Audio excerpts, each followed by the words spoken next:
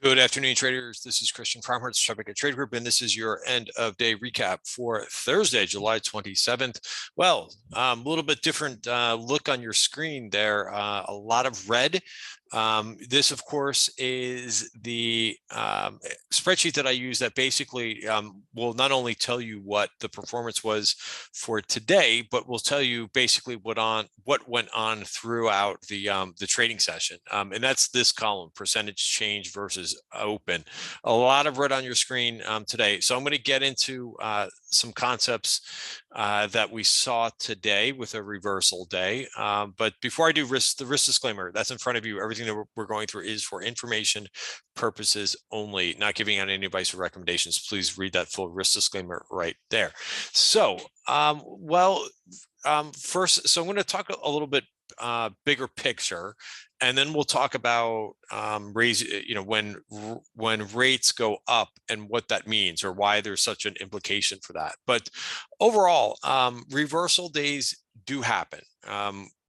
We've been in a market where the Dow was just up 13 straight days, and we're getting to the point where it's coming to the end of the month of July and onto a new month. This is the seasonality. This is one of the many factors that I look at. Whenever I talk about different factors that I look at, right, they're all they're all bits of pieces of a puzzle that I look at. And we basically want to have as many things that we add to our analysis that adds value, right? And I think that this is one of them. Knowing where the strongest times of the year are over time. That could always change, and price action to me is the most important.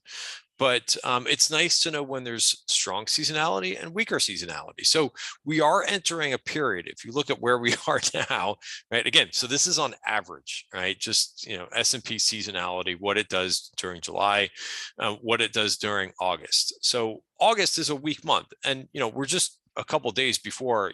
I think we only have 2 more trading days of the month, so we're on to that. And it could be that the market is front running that. It's also, when you look at where we are with volatility, right? So we finally had a move up in the VIX today, right? And that moved up about 10% for the trading session. That moved up to 14, or where is this? I thought it was 15 at one point, or maybe it topped out at 15. But yes, we really haven't had much volatility. And when that happens, right, when you don't have volatility for a while, there is a set of complacency that kind of comes in. Now, looking at this for the day, right, we came off such a low level of volatility, even for as many for as many events that we had that we have this week, right? It is still it's a very low volatility level. And yesterday the market was pricing in such a low level for implied volatility. I priced out what the S&P was, what the move was expected, and it was only about 60 or 70 basis points. And I don't even think that we moved that yesterday. So there's a lot. I think that there's a lot of complacency in there. So remember, yesterday was a Fed day. We didn't really hear anything new from Powell, but we also have, it's not only Powell, in the U.S. Fed, but we also had the ECB this morning, and we had some information that came out from the Bank of Japan today. So that could cause some jostling and some volatility, and that's kind of what we had today. So I'm going to go over that with you just a minute, but look at this S&P chart for a second. And then we'll dig into some of the moves and interest rates, which, you probably, if you're watching the markets today, you probably saw that come up in your news or somewhere in your Twitter feed that, bonds and interest rates were moving up. So first of all, I will get to that and the implications with that. But yes, this is generally a reversal bar. Now, you could have, so number one, right, we try to go higher, right? Notice that this virgin point of control, right, is something that we try to get above, and we couldn't do it on the first attempt, right? On the first attempt where we really tried to turn higher. Now that doesn't mean, and here's where this virgin point of control, came into play, where a lot of buyers and sellers have previously met. So it's some overhead supply, and when we look at this on the 1 hour chart, right? So kind of just interesting. We moved around like a ping pong ball, right?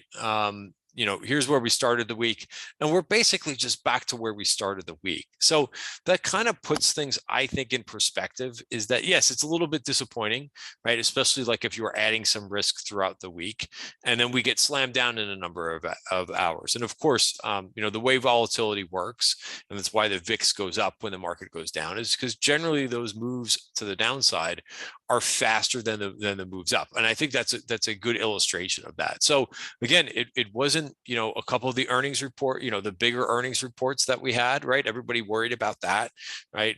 After Netflix and Tesla reported and went down last week, right? We had a good report from Google. You had a good report from Meta or Facebook. The Microsoft report wasn't that good, and Microsoft went down on that. But overall, I think the earnings, as always, you get some good earnings reports and you get some bad earnings reports. And I think that we've had a pretty good amount of good earnings reports. I have an earnings strength or gap watch list, and I think I'm up to like 30 names already. So there's certainly been a number of names that have been excelling, but you get through that, and then we got through yesterday's Fed, and you may have had a sense of relief after that. But to me, what's always funny with the market is that the market will do whatever it wants to do. And just when you start to get comfortable and complacent, the market can do one of these, right? It can move back down. And so this is going to be an interesting support level, 45.62. Typically, when you do have a reversal day, you usually see some follow through to the downside. But this market can do whatever it wants to do. I think shaking out some of the weekends in the market also is somewhat good for the market. But I'll tell you, to put this year in, I said I wanted to take a step back before I kind of get into the nitty gritty. But looking at where we were last year, and it's just a sense that I mentioned this in the trading room earlier today, in the Tribeca Trade Group trading room earlier today, is that this market will always try to well, I don't want to say always, but it seems to want to hurt the most, the people who get complacent and who get overconfident. One thing that I've learned over the years as I've been trading is that the people with the largest egos, they're the ones who usually get hurt the most in trading, right? As soon as you get complacent, I gave a survey a couple times, like we have the ability in Slack in our trading room to give surveys. And I said last year, when it was October, when we kind of put in this and we started to move back higher, I asked people, I said, do you think that the low is in for the year, or we're beginning to bottom? And the majority of people said no. The majority of people thought that the bear market would continue and that we would go much lower. And at that point, the market reversed. And of course, you don't really know these things until after the fact, and after a huge gain this year. And the reason why I bring this up is because I always have people who are looking for reasons why things occurred. Oh, it was this or it was that, right? But there was no definitive, back when this happened, right? There was no one that gave you a news point or an event that said that's it. The lows are in for the year, right? You basically, and again, I'm just going from my experience, right? And why I kind of have shifted over the years to be a trend trader, because no one knows, right? No one has a crystal ball that can predict prices, right? I know that when people think, when they come on and they're on, financial media, CNBC, Bloomberg, what have you, and they make a prediction, right? They're just making a prediction, but no one actually knows what's going to happen. The best thing I could try to tell people, and this is what happens to me, is, when we do have a reversal bar, I will get caught in some positions and I will reduce risk, provided, once, my trailing stops or my stops get hit, I reduce risk. And for that day, I'm usually down money. But if you're playing this game correctly, right, where you're making money while the market's going up, and sure, maybe you gave back a little bit of money in here, but overall, as a trend trader, right, this is where I'm making money, right? On the turns, I'm not going to predict the day that it's going to turn, right? Some people are very good at that, and more power to them. And there's more than one way to make money in this market. But my goal is always to make money on these moves, right? And then, of course, I'll give back a little bit of money when the market does turn or when it breaks support. And by the way, we haven't broken anything, right, for this trend, right? I think that this is just a situation where we do have a lot of events this week, and I think earnings season coupled with central bank meetings is a very tricky time. So the reason why I mention all this is to take a deep breath, take a step back, and understand that the market will come down from time to time. And if there's a time that's going to do it, there's probably a little bit better of a probability that the market's going to take a little bit of a step back, sometime around August, right? And maybe even in September or October too, right? But if you're doing the right thing and if you're taking profits along the way, right, then you're going to be set up for when the market does go up again, right? And we've seen this a couple of times over the last couple of months. There's been these methodical moves back to the 20-day moving average.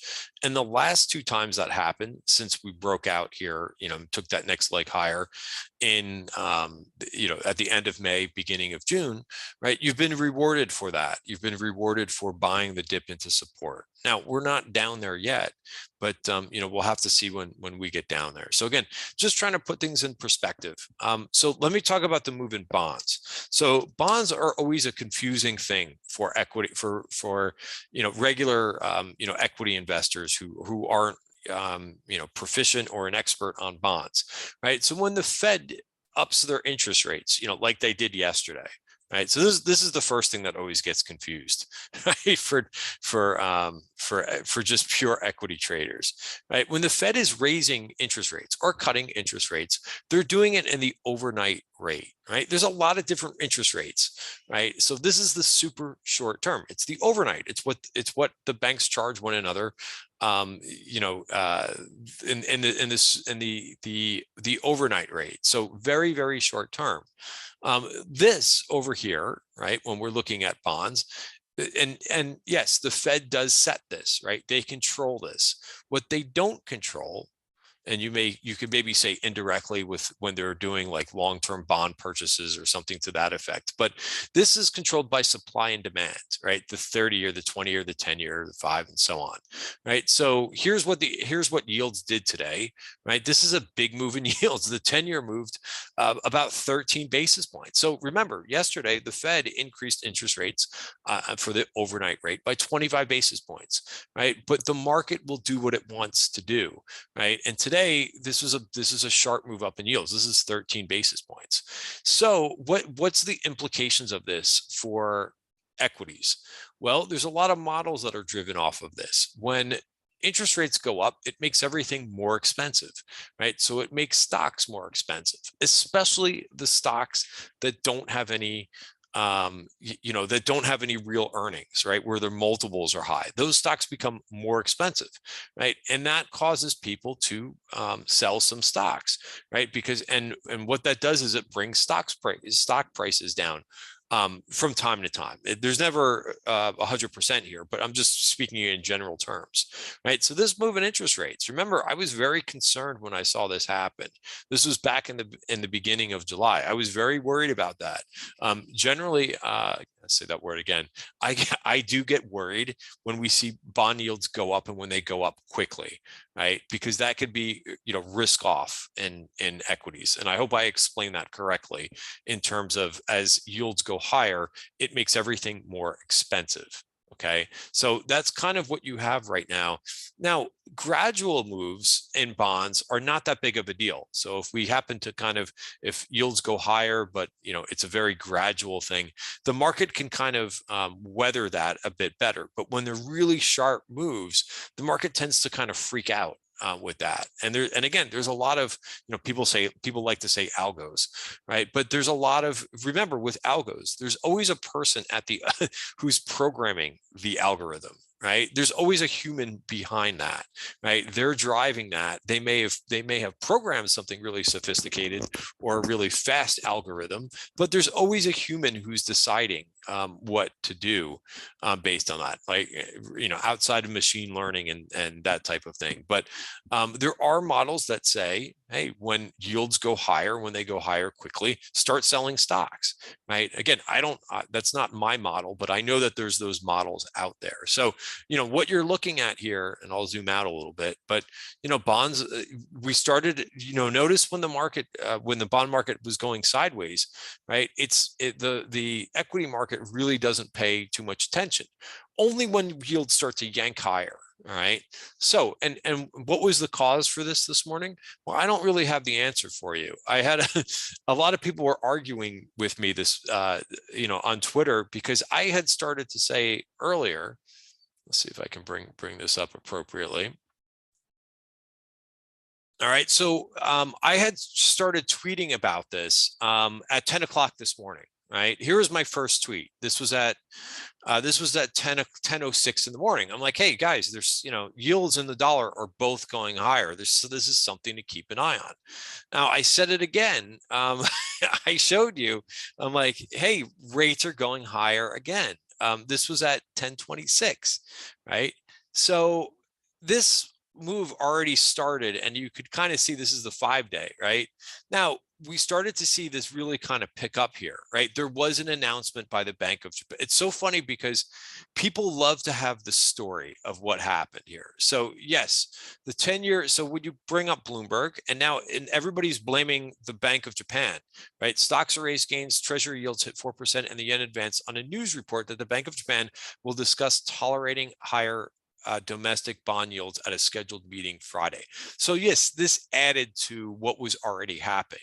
This story came out, this headline came out at 12 o'clock, right? And that's what you see here, right? With this move that happened here. But the damage was already being done into this, right? And it was even more than half the move had occurred before the this announcement. So yes, this added to the volatility. But I had a couple of people argue. They're like, no, it was the Bank of, it was all the Bank of Japan. I'm like, do you not look at what your chart is telling you?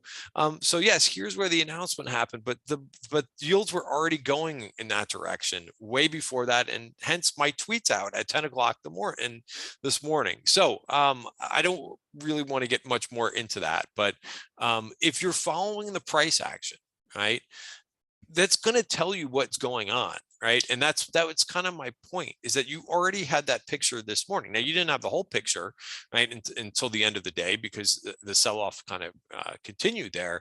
But you already had this picture forming at 10 o'clock in the morning as I tweeted it out for you. All right, so that's where we're at for now. And in terms of trading, right, in terms of all the names that we're getting, in terms of earnings and so forth, if you've been doing this for a while, you know that patience is important, right? Like I said a few minutes ago, take a deep breath, let the market settle in, let some of these earnings reports settle in, right? There are some people who are really good at trading earnings reports.